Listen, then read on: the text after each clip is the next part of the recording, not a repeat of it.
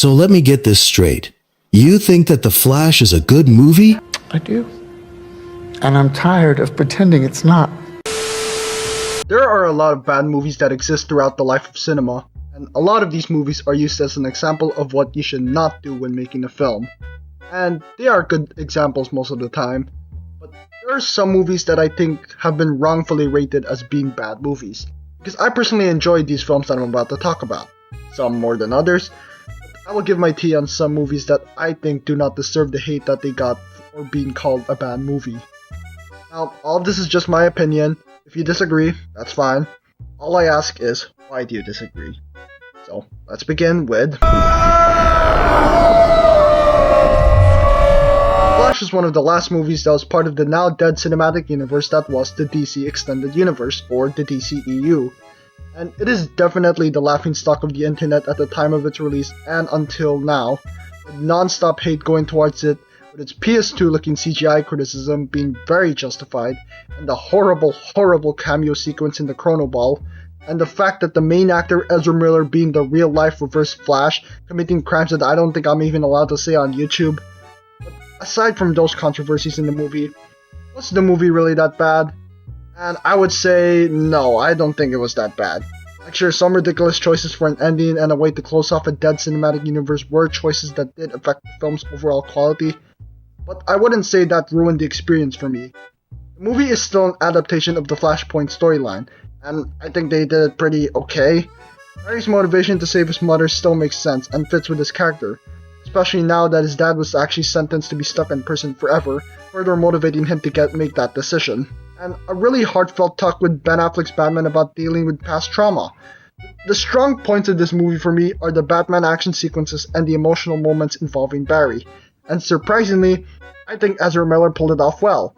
Having to act as two different versions of himself, one that is scarred while the other that lived a life he wanted to, was entertaining. Also the scene where he realizes that he cannot save the world, in like the Chrono Ball scene where he's talking to himself like he cannot save the world, so like he starts crying, so like that was great too.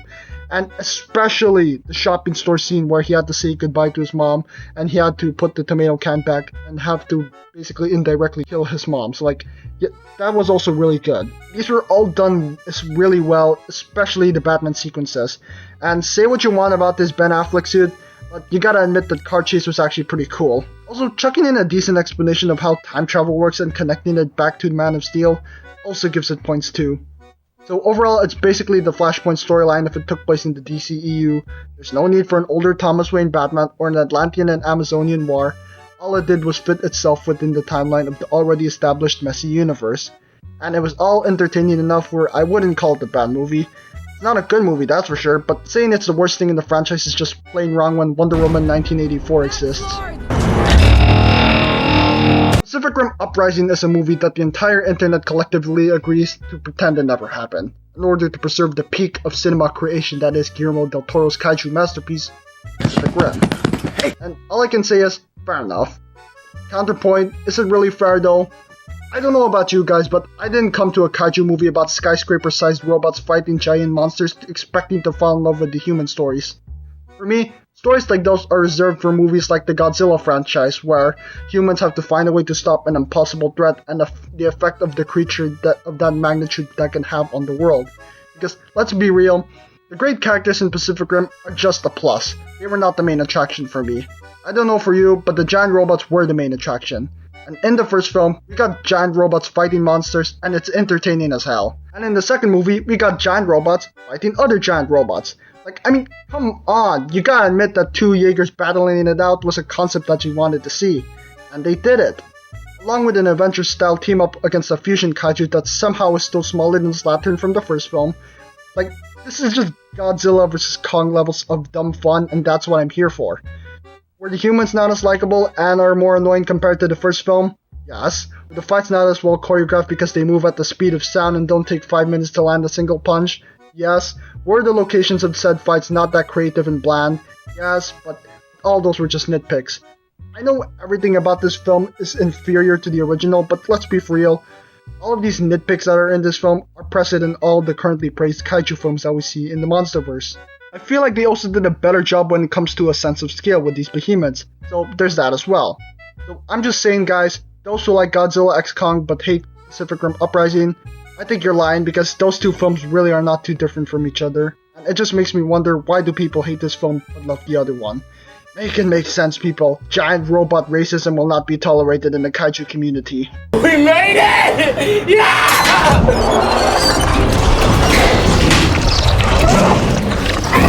So, Jurassic World Fallen Kingdom.